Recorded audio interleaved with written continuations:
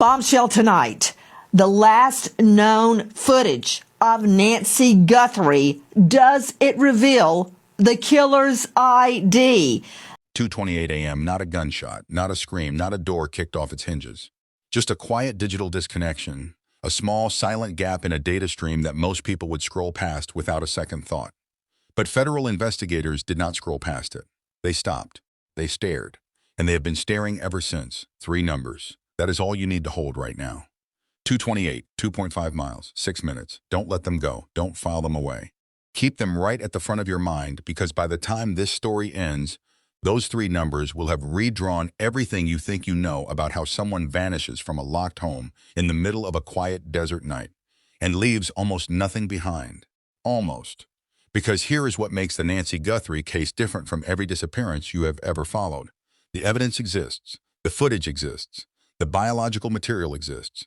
The cell tower data, the surveillance records, the forensic reconstruction, all of it exists, sitting in federal files, being processed in a private laboratory in Florida, running through a genealogy algorithm that does not sleep and does not need a confession. The FBI knows things about this case it has not said publicly. The Pima County Sheriff has confirmed on the record that information is being withheld specifically to protect the prosecution being built around it. Not the investigation. The prosecution. That word matters. We will come back to it. Right now, before we go any further, drop a comment. Tell us where you are watching from, your city, your country, what time it is where you are sitting. This community has been running parallel to this investigation since day one, and your presence here is not passive. You are part of the record. Subscribe and hit the notification bell right now, because when this case moves, and the evidence makes clear it is already moving, this channel is where that update lands first. Now, back to those 3 numbers, and back to an 84-year-old woman who had lived in the same house for more than 50 years, who had never given anyone a single reason to come for her in the dark, until someone decided they had one. Before the timestamps, before the footage, before the names, you need to know who this woman is. Because the moment you understand her life, the shape of it, the steadiness of it, the quiet dignity of it, the targeting becomes impossible to look away from. Nancy Ellen Long was born on January 27, 1942 in Fort Wright, Kentucky. She was sharp from the start. She earned her degree from the University of Kentucky, built herself into a woman of substance and intention, and on December 28, 1963, she married Charles Errol Guthrie, a mining engineer with work that pulled the family across the world. Australia first, Melbourne, where their youngest daughter Savannah was born in 1971. Then, 2 years later, Tucson, Arizona. A burnt adobe home tucked in the Catalina foothills near Campbell Avenue and Skyline Drive, sitting high above the city in the quiet of the Sonoran Desert. That was 1973. Nancy never left. She raised 3 children in those foothills, Savannah, Annie, and Cameron. She built a career in public relations at the University of Arizona, spanning nearly 2 decades. Her colleagues did not describe her the way people describe someone they tolerated. They described someone who made the work lighter, who made the team stronger, who showed up every single day as the kind of person a room is better for having. Then 1988, Charles Guthrie died suddenly of a cardiac event during a work trip to Mexico. Nancy was 46 years old, 3 children, a house in the desert, a life that had just been cut in half without warning. She did not collapse. She did not disappear into grief. Savannah would say years later on national television that her mother met every hard moment with iron discipline and unshakable faith, that she set aside her own grief to hold the family together, that she carried what needed to be carried without asking anyone to notice. Nancy never remarried. She never left the foothills. She kept the same house, the same neighborhood, the same burnt adobe walls she had come home to in 1973. By February of 2026, she had lived inside those walls for more than 50 years. 50 years of desert sunrises and monsoon seasons and quiet Sunday mornings. And those Sunday mornings mattered. Every week, without exception, Nancy Guthrie attended a virtual church service. Not occasionally. Not when she felt like it. Every week. It was a fixed point in her life, as reliable as the house itself. On February 1st, 2026, she did not appear. A church member noticed. Called the family. The family searched the home. Then they called 911.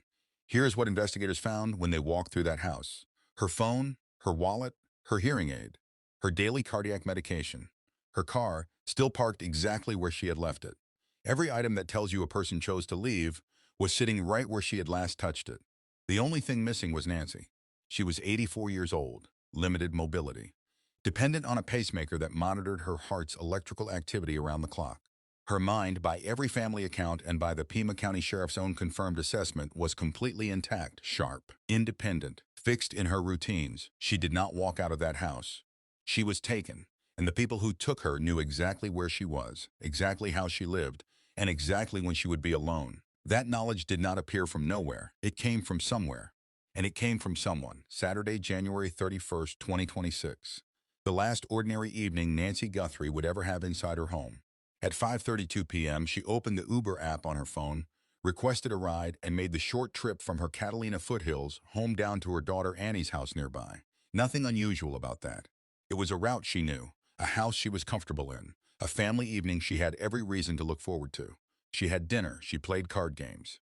She spent roughly 4 hours with Annie and Tommaso Cian, the Italian-born science teacher Annie had married, the man who had been part of the Guthrie family since 2006.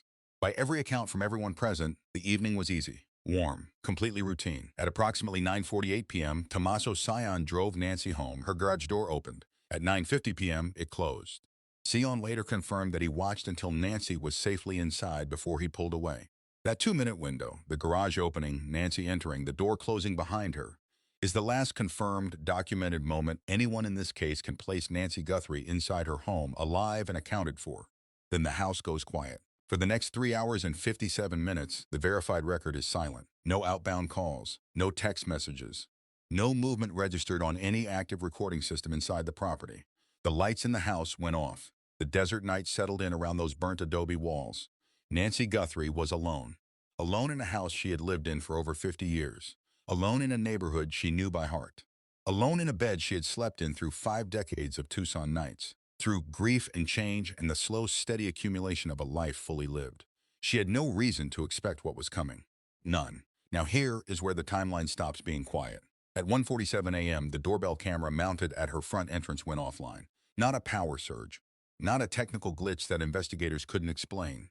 The device went offline at a specific moment inside a specific window that the Pima County Sheriff and the FBI have both publicly confirmed is directly relevant to the timeline of her disappearance. Someone cut that camera's ability to record before approaching the front door. That is not a coincidence. That is preparation. That is a plan moving from the planning phase into the execution phase in real time. Approximately 25 minutes later, at around 2:12 a.m., a secondary Nest camera elsewhere on the property registered a motion detection event. There was no recording. Nancy did not have an active cloud subscription on that device. The software detected movement. The drive that should have stored the footage was empty. Something, or someone, was on that property at 2:12 a.m. The camera saw it. The record did not survive to show us what. Then, 16 minutes later, at 2:28 a.m., the cardiac monitoring application on Nancy Guthrie's iPhone lost its Bluetooth connection to her pacemaker. That disconnection is not a theory. It is a time-stamped medical data point confirmed publicly by the Pima County Sheriff's Department and independently confirmed by the FBI. Senior officials briefed on the investigation told NBC News that this signal loss occurred in the early morning hours of February 1st. And here is what that disconnection means forensically.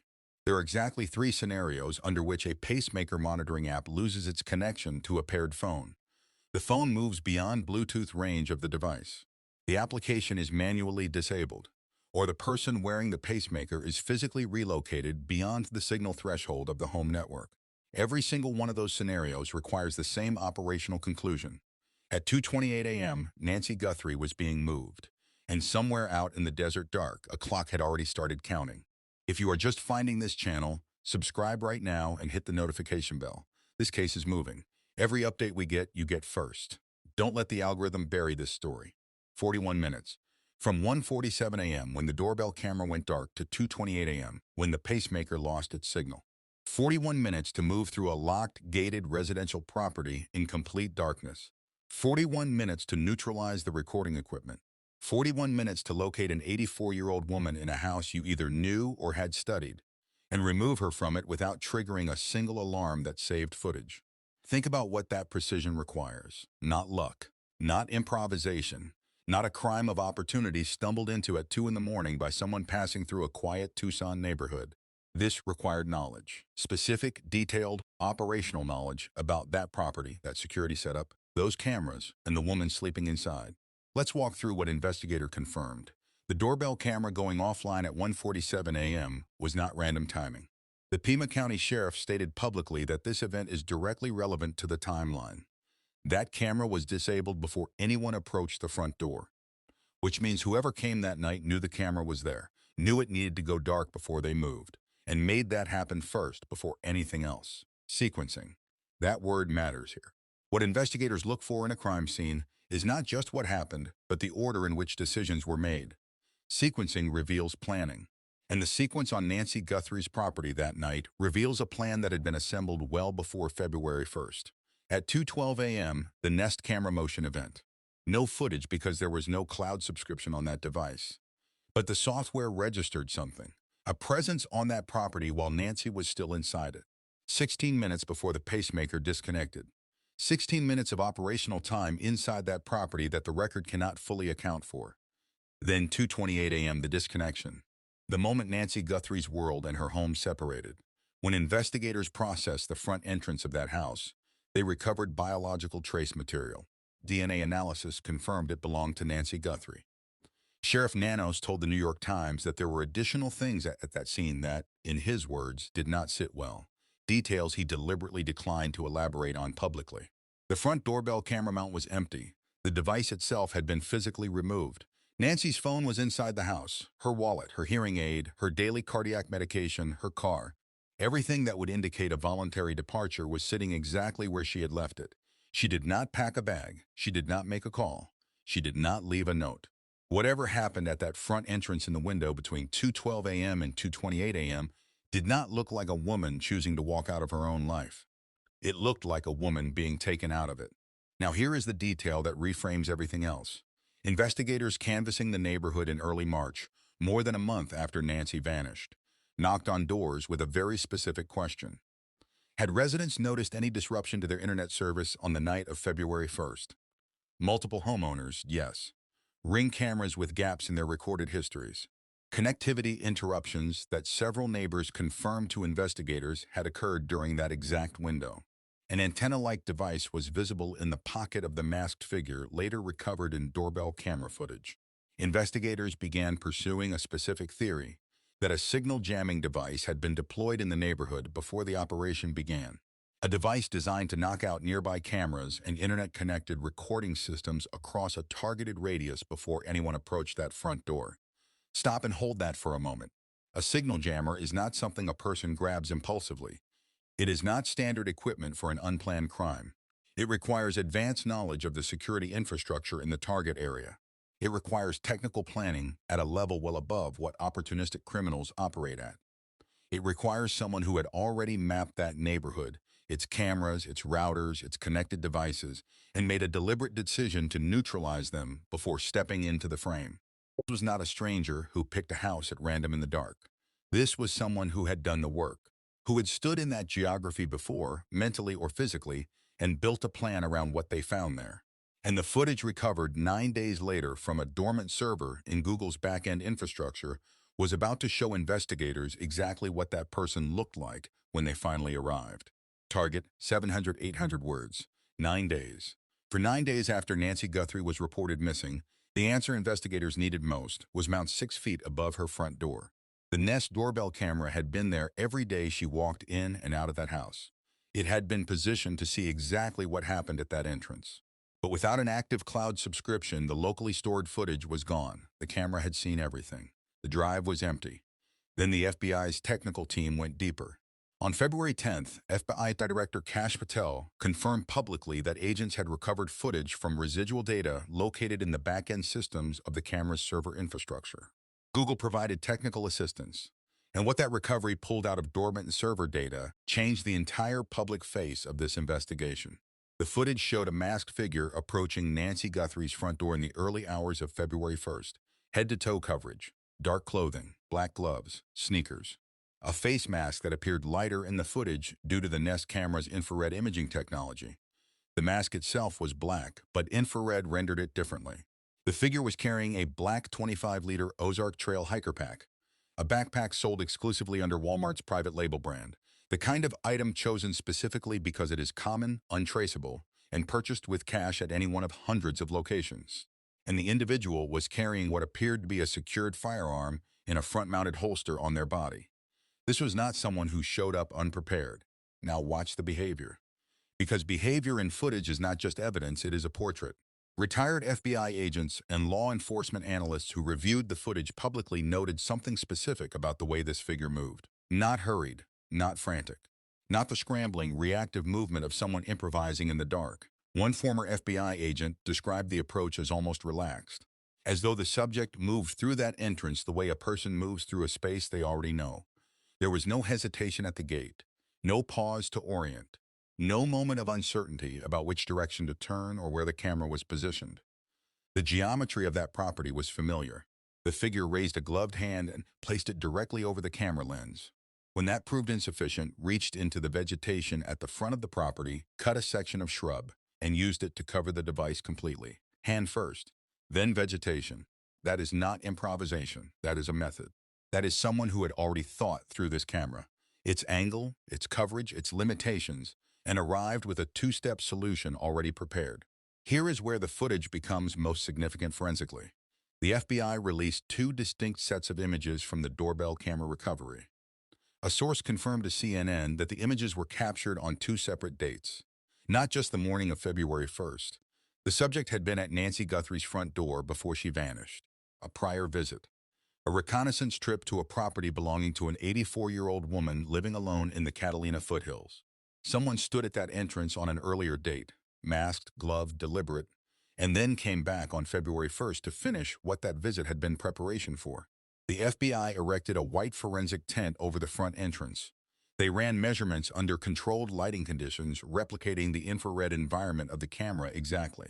They dressed agents in replica clothing and reconstructed the figure's dimensions with precision. Height, between 5 feet 9 inches and 5 feet 10 inches, average build. And in the infrared footage, former FBI Supervisory Special Agent Jim Clemente identified what appeared to be a marking on the subject's right wrist, possibly a tattoo, not confirmed, but noted because if confirmed, that marking becomes a biometric anchor, a physical identifier that rules individuals in or out of the suspect pool with a precision that no amount of dark clothing can obscure. Ask yourself this: what kind of person scouts a residence, returns on a second occasion with a backpack, a holstered weapon, black gloves, and a signal jammer, and moves through a locked front entrance in complete darkness without a single moment of hesitation? The answer is not a stranger. It is someone operating from prior knowledge, someone who knew that property, someone who had a reason to know it. And in this case, the two names investigators keep returning to both had documented access to exactly that kind of knowledge. We will get to those names. But first, the numbers. Let's go back to where we started. 228, 2.5 miles, 6 minutes. You have been holding those numbers. Now let's open them up completely. At 2:28 a.m., on February 1st, 2026, Nancy Guthrie's pacemaker monitoring app registered its disconnection. That is timestamp 1. That is the moment the FBI, the Pima County Sheriff, and NBC News have all publicly confirmed as the operational anchor of this timeline. Now 2.5 miles away on Camino Royale, a residential back road running through the northern corridor of Tucson, a neighbor's Ring camera captured a vehicle moving through that corridor at 2:36 a.m. At 2:36 a.m., almost no one on that road has a reason to be moving. The Pima County Sheriff confirmed publicly that the timing of that vehicle's appearance aligns with the investigative timeline. The FBI confirmed the same. Then both agencies went completely, deliberately silent about what that footage shows, what that vehicle is, and where it was heading. NBC correspondent Liz Kitts drove the route herself.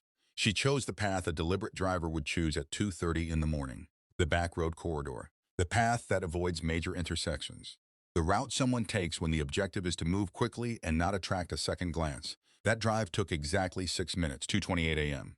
Pacemaker disconnects, add 6 minutes. You arrive at 2:34 a.m. The vehicle appeared on camera at 2:36 a.m., 2 minutes of margin. And here is what those 2 minutes actually represent, because every outlet covering this case has treated them as a discrepancy when they are anything but. If you had just moved someone from a locked residence in complete darkness, what would you do before accelerating onto a back road? You check your mirrors. You adjust anything covering your face. You confirm the road ahead is clear. You take one breath and compose yourself before you press the accelerator. 2 minutes is the behavioral signature of someone transitioning from the operational phase of a plan to the exit phase. It is not a gap in the evidence. It is evidence. It tells you something about the psychological state of the person behind that wheel at 2:34 a.m. on a dark Tucson back road. Now, four directions open up from Camino Royale's junction with East River Road, south toward Tucson City Center and Interstate 19, which runs 60 miles directly to the Mexican border at Rio Rico, west through residential corridors into Tucson's urban grid, north toward Oro Valley, the suburb sitting at the top of the Catalina foothills, home to a specific individual whose name this investigation has never stopped returning to, and east into open desert, sparse residential density, dry washes, trailheads, terrain where a former law enforcement official publicly assessed that a person could remain unlocated for months within a 2 to 5 mile radius of Nancy Guthrie's home. The FBI knows which direction that car was traveling at 2:36 a.m. They have not said. That silence, that one withheld directional detail, means one of two things. They do not want the driver to know they have identified the footage, or they have already traced the direction back to a specific destination and are protecting that finding for a courtroom. Either way, the silence is not confusion. It is architecture. Now let's talk about who built it. Stay with me, because this is where the case gets specific, and the public record stops being comfortable for two men in particular. Two names sit at the center of this investigation, not through accusation, not through online speculation or anonymous tips, through the accumulated, publicly verified, officially confirmed weight of documented fact, through forensic measurements and behavioral records and 19 years of a friendship that placed both men inside the same frame at the same time on the same night. The first name is one you already know, Tommaso Cian, 50 years old.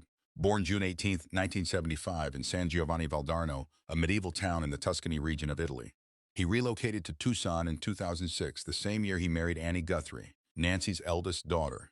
For more than 15 years, he has taught 6th grade science and AP biology at Basis Oro Valley School, approximately 10 miles north of Nancy's Catalina foothills home. By every external measure, a quiet man, a private man, someone who writes when he gets the chance, studies lizards, plays electric bass, makes homemade pasta. He drove Nancy home on the night of January 31st. He confirmed she was safely inside before he pulled away. His car left her driveway at 9:50 p.m. What followed that departure is one of the most extensively documented investigative records surrounding any individual in this case. The FBI searched Annie and Cian's home 5 separate times. 5. The first search came on February 7th, 6 days after Nancy was reported missing. Investigators returned to the property multiple times after that, remaining inside for hours, photographing rooms, while law enforcement vehicles surrounded the area. During one visit, agents were observed carrying a silver briefcase into the residence. During another, they exited carrying a white case and a brown evidence bag. A former FBI agent who reviewed the scene publicly assessed those items as evidence processing equipment and collected evidence respectively. Annie's vehicle was towed and impounded as part of the investigation. Sheriff Nanos confirmed this publicly. Now look at the family's public record. Savannah Guthrie posted multiple emotional videos from Arizona. Cameron Guthrie, Nancy's son, a retired Air Force colonel, spoke directly on camera, addressing whoever was responsible, appealing for his mother's return. Annie herself cooperated with investigators to the degree that they searched her property 5 times and took her car. Tommaso Cian produced nothing, not one public statement, not one appearance beside Annie during any of her public-facing moments, not one word directed toward the investigation, toward the family's appeal, toward the $1 million reward sitting on the table. More than 5 weeks of unbroken silence while the family around him publicly came apart. Behavioral analysts describe that pattern as entirely consistent with someone operating under direct legal counsel. The silence is not passive. It is a decision, made again every single day. Now the measurement. The FBI's forensic reconstruction at Nancy's front entrance established the masked figure's height at between 5 feet 9 inches and 5 feet 10 inches. Multiple investigative journalists and analysts who reviewed photographs of Cian placed him consistently near 6 feet. The numbers do not align precisely. That is not exoneration. It is a measurement. And in this investigation, every measurement points toward the next question rather than away from it. Cian has not been named a suspect. He has not been charged. But the investigative record surrounding him, 5 property searches, an impounded vehicle, weeks of deliberate silence, is a documented pattern the public record cannot ignore. The second name entered this investigation not through family proximity, but through a court record. Dominic Aaron Lee Evans, 48 years old, 5th grade teacher, drummer, Tucson resident, 19-year friend of Tommaso Cian, On February 4th, 2026, 3 days after Nancy was reported missing, a public court record surfaced online. The name at the top was Dominic Evans. The charges beneath it, felony burglary, robbery, theft, embezzlement, DUI, were independently verified through the Arizona Pima County court system by multiple outlets. The record was real.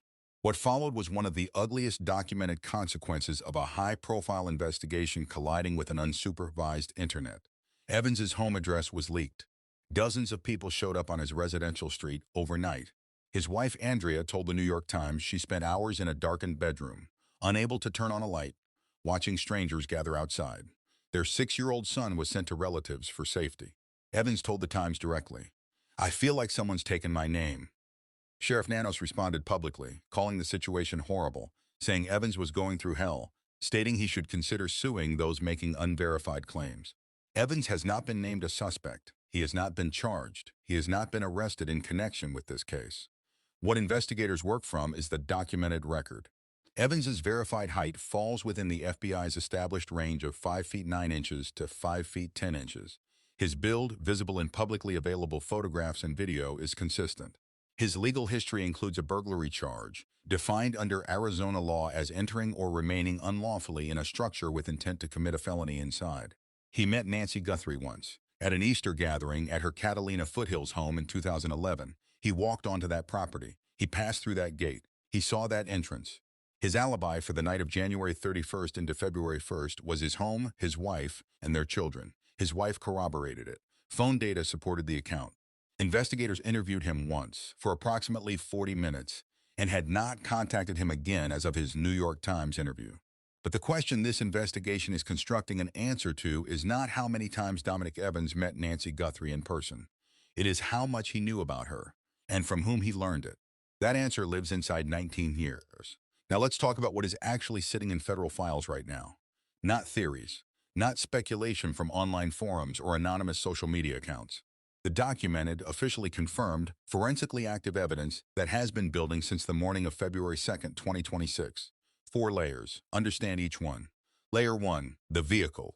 A compact crossover captured on a Ring camera on Camino Royale at 2:36 a.m. A retired NIP PD detective who reviewed the footage publicly assessed it as a Kia Soul. Common, quiet. A vehicle selected not for size or cargo capacity, but for invisibility. The kind of car that moves through a residential neighborhood at 2:30 in the morning and registers as nothing to a sleepless neighbor glancing out a window. That is not an accident. That is a selection, and design choices reveal the designer. The FBI has 10,000 hours of footage from the corridor surrounding Nancy's neighborhood. Ring cameras, license plate readers, and fixed surveillance systems that together map every vehicle that moved through that geography between midnight and dawn on February 1st. They know what that footage shows. They know which direction that car was traveling. They have not said, and they will not say until they are standing in a courtroom. Layer 2, the glove. On February 15th, deputies located a black glove approximately 2 miles from Nancy's Catalina Foothills home. It visually matched the gloves worn by the masked figure in the doorbell camera footage. It was sent to a private forensic laboratory in Florida. The DNA recovered from it belonged to an unknown male. It was submitted to CODIS, the FBI's combined DNA index system, a national database holding over 19 million offender profiles. No match was returned. The glove DNA also did not match any sample recovered inside the residence. On March 2nd, Sheriff Nanos confirmed that the glove's DNA had been traced to a local restaurant employee working across the street from where it was found. That individual has been fully cleared. The glove is resolved, a dead end cleanly closed. What was left behind inside that house was not. Layer 3, the interior DNA. On February 13th, the Pima County Sheriff's Department confirmed that DNA collected from inside Nancy's residence did not match her or anyone in her immediate family circle. Sheriff Nanos stated publicly on February 19th that the sample is a mixed DNA profile, genetic material from more than one contributor, and that investigators believe it may belong to the suspect. The sample was sent to a private forensic laboratory in Florida for separation and full analysis. The lab reported challenges with the mixture ratio. Nanos was transparent about it. Their lab told them separation was difficult, but that the technology was advancing quickly enough that resolution was expected within weeks or months. And then investigators activated something that does not wait for a clean sample: investigative genetic genealogy. This is the same methodology that identified the Golden State Killer after more than 40 years. that identified Brian Koberger in the University of Idaho murders through a pizza crust discarded at a food truck, that broke the Gilgo Beach case through a coffee cup left behind at a job site. It does not require a CODIS match. It does not require the suspect to have ever submitted a DNA sample to law enforcement. It requires one relative, anywhere in any commercial genealogy database, and it builds a family tree from there, branch by branch, until the name at the end can only belong to one person. That tree is being built right now, Layer 4, the cell tower records. The FBI has pulled records documenting every device that moved through the corridor between the Catalina foothills and Camino Royale between 2 a.m. and 3 a.m. on February 1st, 2026. Every phone, every active signal, every digital footprint left by any device traveling that route during that window. The FBI has not disclosed what those records show. That silence is deliberate. And it tells you something important about where this investigation is actually standing, because federal agencies do not withhold cell tower data to protect a weak lead. They withhold it to protect a strong one. 4 layers. One vehicle on camera whose direction of travel is known and protected. One interior biological profile under active genealogy analysis. Cell tower data in federal files. And a physical description, 5 feet 9 to 5 feet 10, average build, possible wrist marking that has never been formally matched to a name and never been formally ruled out. The genealogy tree does not need cooperation. It just needs time. This is not where the case stood a month ago. This is not where it stood 2 weeks ago. This is right now. On March 2nd, 2026, Pima County Sheriff Chris Nano sat down with NBC News and said 4 words that every person following this investigation needed to hear. Investigators are definitely closer. Not we are pursuing leads. Not the investigation remains active. Closer. A word chosen carefully by a law enforcement official who understands exactly what he is putting on the public record when he uses it. He confirmed that a dedicated team from the Pima County Sheriff's Homicide Unit has been formally embedded with the FBI's Tucson Task Force. 4 detectives and a personal advance sergeant stationed full-time at the FBI field office, working this case alongside federal agents every single day.